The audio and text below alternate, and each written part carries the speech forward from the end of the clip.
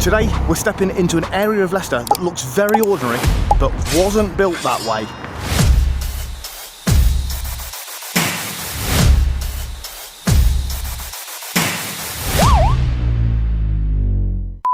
So we're in Leicester, just off Western Boulevard. And on the surface, this just looks like an ordinary part of the city. But it wasn't always built like this. The area has been reshaped and rebuilt and quietly overwritten over time, from movement and industry to the houses that sit here now. So today, we're going to trace part of the area, piece it back together and see what still survives around here and what's brand new. I'm starting here on Western Boulevard, just outside the original heart of Leicester. Castle Gardens is just round the corner. There was a castle there and a few other bits and bobs, and that's really where old Leicester, medieval Leicester would have been. John o' Gaunt's cellar, the castle pub still there as well. This tram shelter here, how's it going, all right?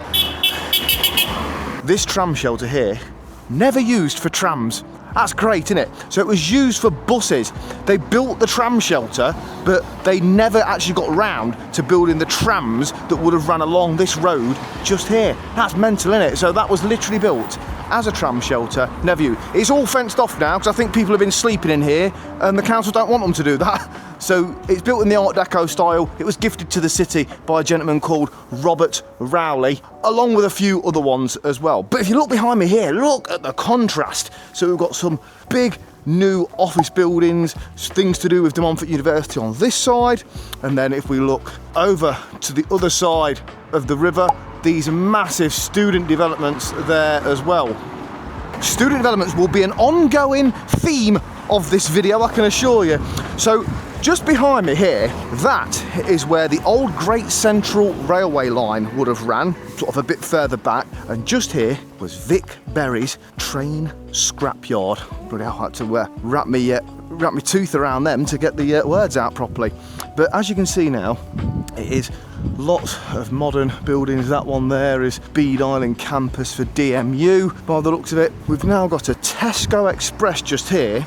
That used to be a pub. It was called The Key, I think, from memory. It didn't really last all that long, but it's a very historic building. If you have a look at it, it's got this big, huge tower on the front, and that was linked to the Great Central Way and what used to go on there. It's quite hard to believe now, really, that that park over there, Bede Park, was home to...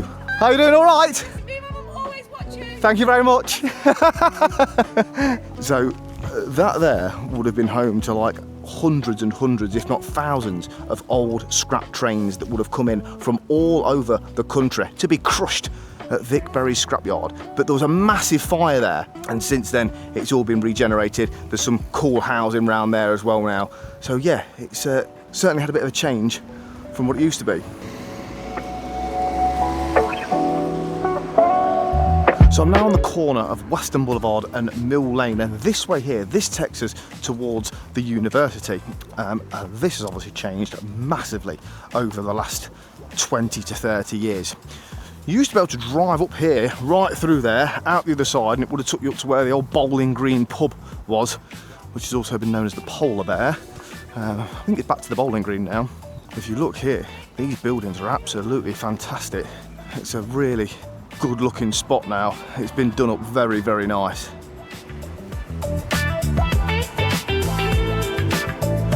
All around here is very much a case of old meets new, because we've got some more student accommodation just here.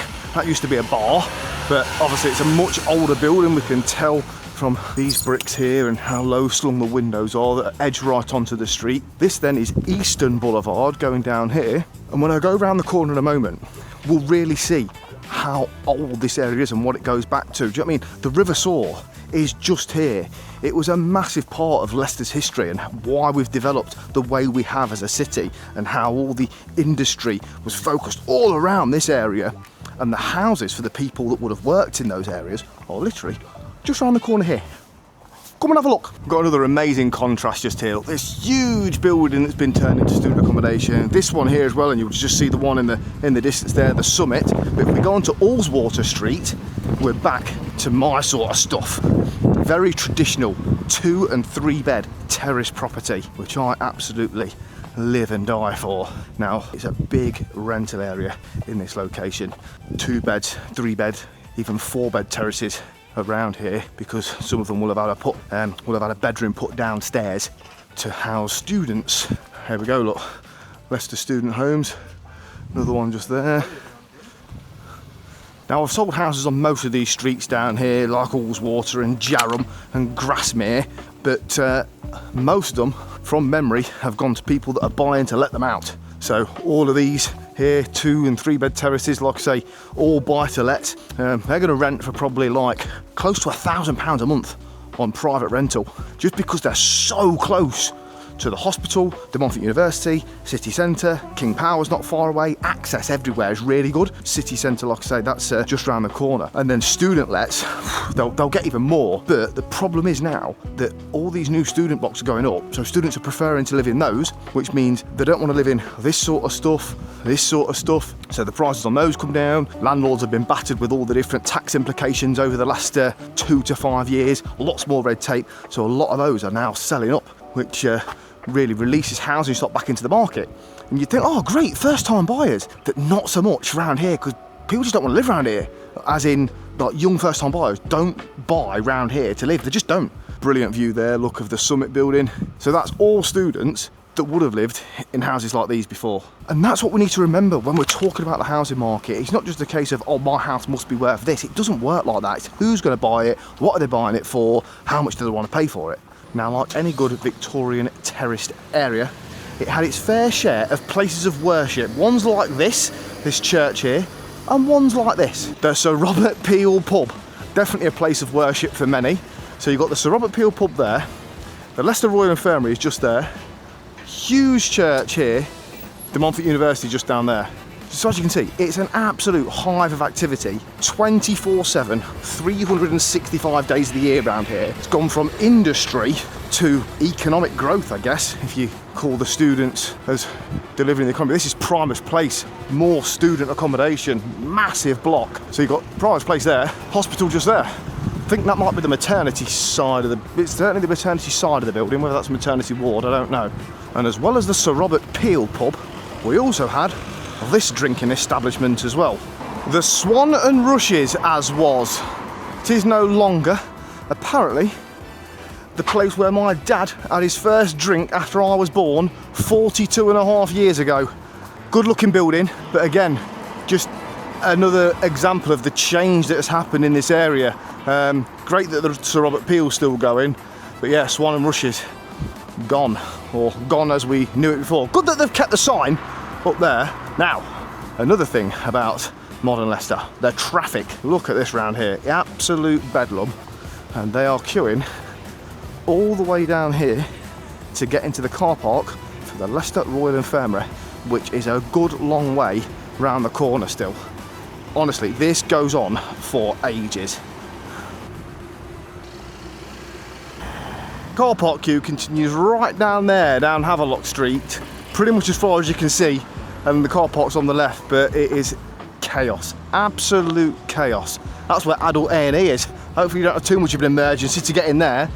I used to think I came round here a lot, but that is new as far as I'm concerned. I've not even seen that starting to be built. I don't even live that far away. It's just crazy, isn't it? So then over here we've got an old mural going on to do with knitting. As I mentioned earlier, these streets, look, that's all been converted. So you've got flat 1 to 4. How on earth you get 4 flats in there? I have no idea. They must just be roomlets of some sort, but surprising that they've got separate letterboxes. But look, Victorian Terrace, Victorian Terrace, Victorian Terrace, and then boom, Lineker Court. So I wonder what was there before.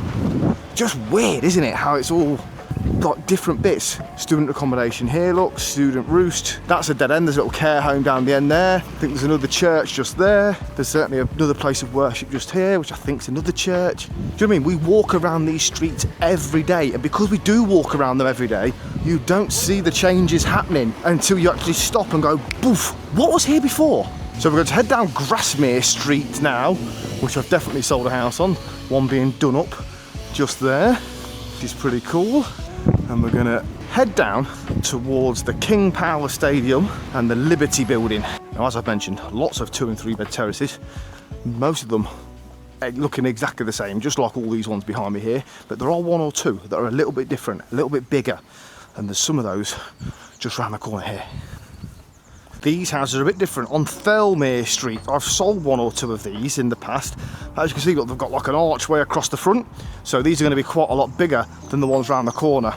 A very good chance they would have been used by people maybe a little bit further up the economic hierarchy back in 1910 or whatever, because that's generally speaking what happened. Is if you were a foreman a bit further up, or maybe someone that worked in the railway area further up, they'd have had better housing than just your normal labourers and workers.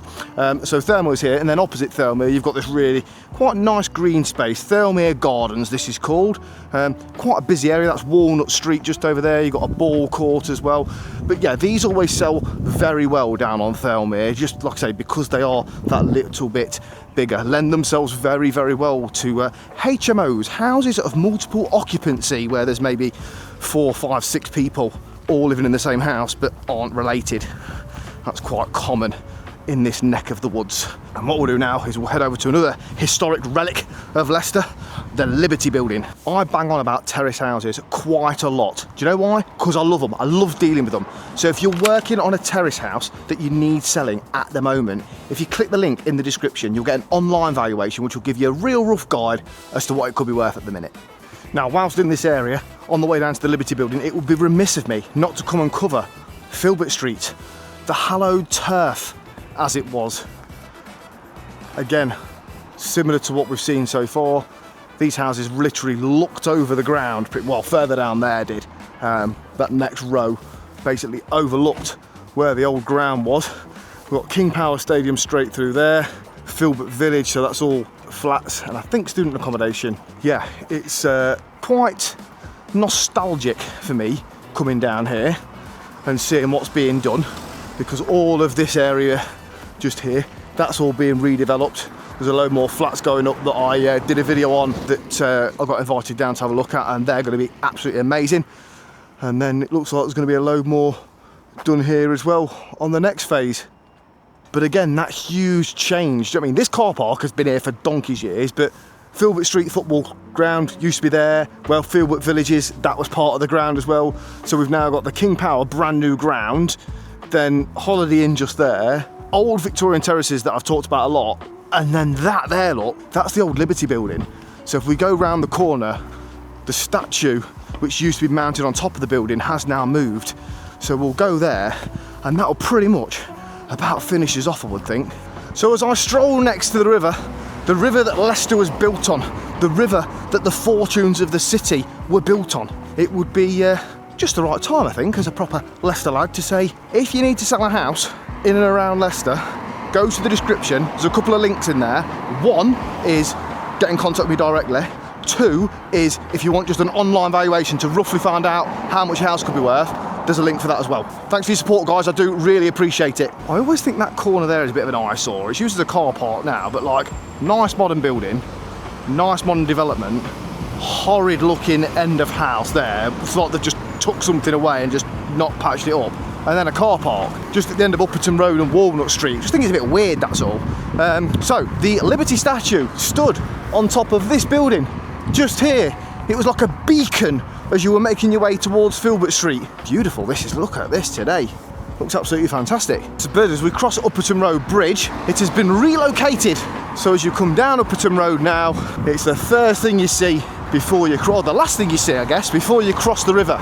There she is in all her glory with the Summit building just behind. I've not been able to go anywhere without seeing that building on this little walk around that we've done.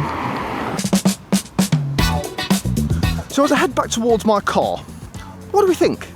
Can you remember what this place used to look like when the scrapyard was here and the Liberty Building was as it used to be and Filbert Street was there? Because we just take it for granted now that this is how it is.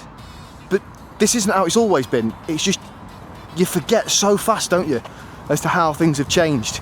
This is sort of my last hurrah on this little journey now, and like, this is where the Great Central would have ran.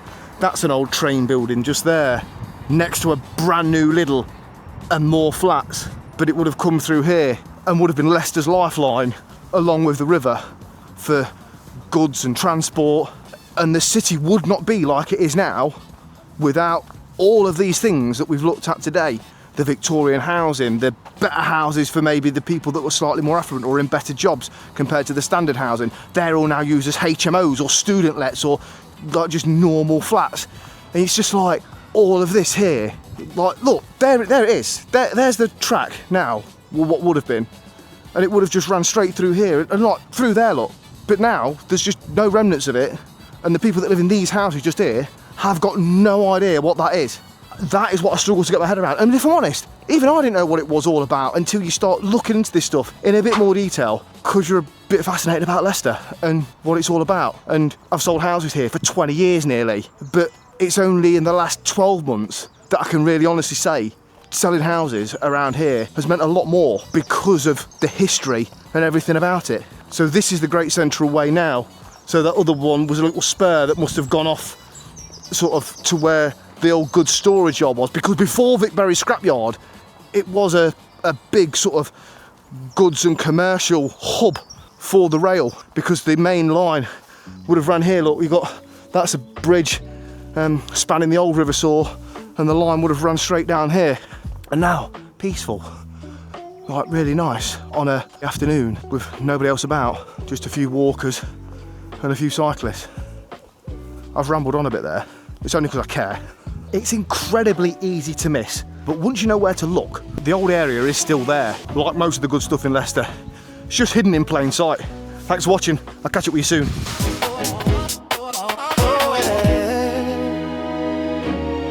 From the tunnels to the rooftops, roundabouts don't ever stop. Old brick stories in the rain, Leicester running through my veins. Abandoned spots still got soul, every street's got tales untold. If you know the flavour, this that Leicester behaviour. I'm talking back streets,